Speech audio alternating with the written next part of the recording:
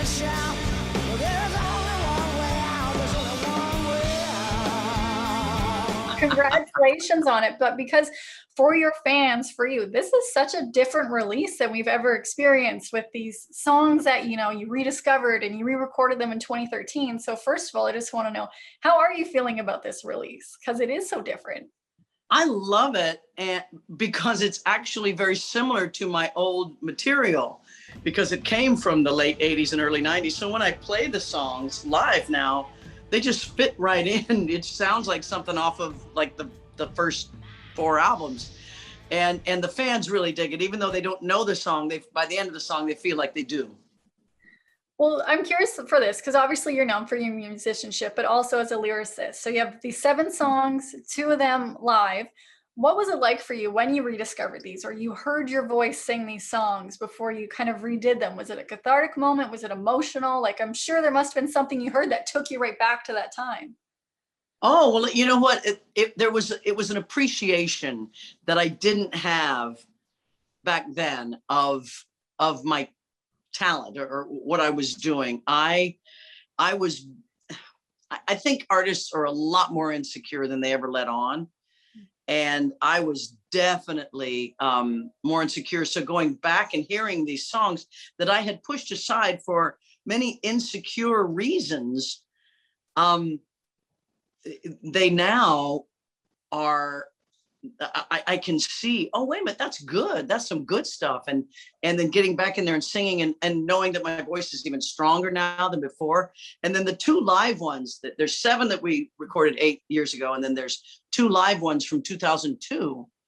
And they, again, I'm like, what was I worried about? These are a blast, and listen to the audience. They're having so much fun. You know, so I really connected, and you sort of end up having more gratitude about your past talent than, you know, I did before. Gonna tell you for the last time, baby. This is gonna be the last time, baby. Getting fierce for the last time, baby. Ain't no going down for the last time, baby. The song For the Last Time is rock and roll, baby. Like, that just, I can't wait. Like, I hope one day you'll add that to the set. I can see it live. But do you remember anything about when you wrote that song? Or Oh, yeah. Yeah. Yeah, that's one of the reasons that I didn't put it on the album, is because it was really intense at the time. And it was about the relationship that I was in. You know, it's right around the I'm the only one time period, you know, right there. And it was just this really painful relationship that I was just like, this is it, man. This is it. I'm not doing this again. And, you know, that sort of frustration, and then knowing that I still stuck around anyway, you know, I just want to do that. But, you know, but now it's all in the past, and now I can, you know, laugh about it. But at the time it was really painful, and I didn't want to put that on the album. And I'm like, why didn't I do that? This would have been a great song. Well, thank you for sharing it now. Cause like, I love the lyrics. You talk about the pain, but baby, I'm getting anxious, waiting out in the cold. My hands are way too idle, and this excuse is getting old. Like, I was like, you've done it again. You've done it again. This is kind of going back though to talk about the lyrics and having these songs, rediscovering them, is because for like fans of your music and lyrics, it'll take us back to a moment hearing it. But for you, your albums must, I'm assuming, be kind of little tiny time capsules for you. Do you ever go back and listen to your albums from front to back? Because I know on ETV you did some deep cuts for us, but is it something that you have done before, or maybe something you're not doing?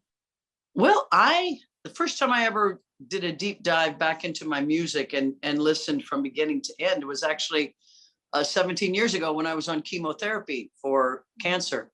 And that was a very sort of loving experience for me, because I listened to all the work I had done up to then and had a new appreciation for it. And so now I will, well, for Ethridge TV, I pulled it all up and listened to it and loved it. And I have a much more appreciation for the work I have done before. You're just as cool as you try. You're just as cool as you try. The video, As Cool As You Try, That Uh-huh. in itself was like the song amazing, the grit in your voice and everything, but the video was entertaining to watch. And I know you kind of paid tribute to back in the day from the bar days. Do you remember Mhm. some of your first shows back playing in a bar?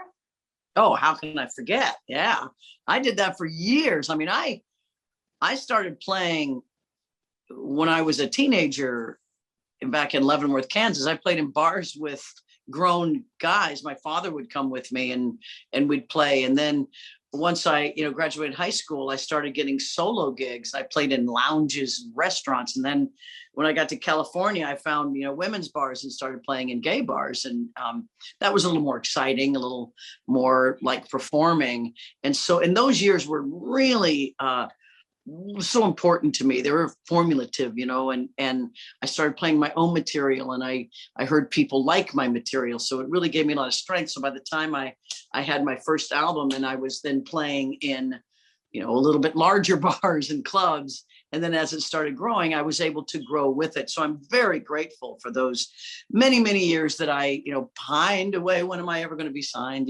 But it was totally worth it.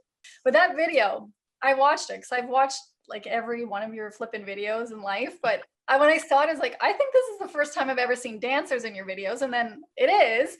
Ever. Did you Yeah. ever, for fun, learn the dance in it though? No, not a dancing kind of girl. I can do it like this maybe, but no, I was never a choreography dance. I love to dance. Get me out there, let me do my thing. But you tell me I have to do this 3, 4, 1, 2 around, and I'm off the dance floor. I can't do it.